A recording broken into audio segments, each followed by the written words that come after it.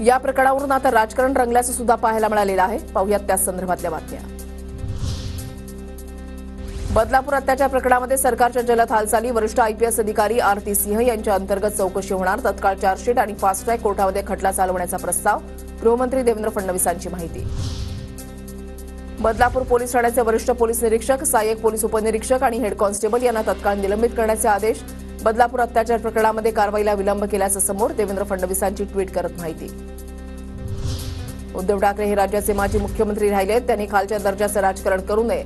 बदलापूर घटनेमध्ये विरोधकांनी राजकारण करू नये, उद्धव ठाकरेंसह सुप्रिया सुळेंवर फडणवीसांचा निशाणा। बदलापुरातील आरोपीला अटक, खटला फास्ट ट्रॅक कोर्टामध्ये चालवला जाणार, शाळेच्या संस्थाचालकांची चौकशी करण्याचे आदेश, मुख्यमंत्री शिंदेंची माहिती।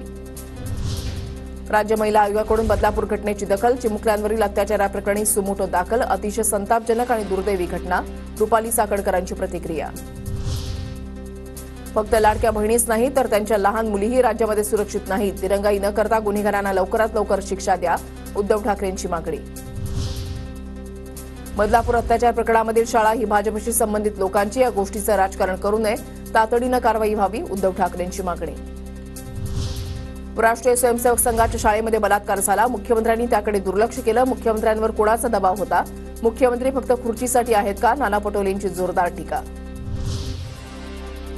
न्यायासाठी बदलापूरमध्ये पालक वणवण फिरत होते, राजकीय संबंधित म्हणून कारवाई होणार नसेल तर निषेध व्हायलाच पाहिजे, गृहमंत्र्यांनी राजीनामा द्यावा, सुप्रिया सुळेंची मागणी।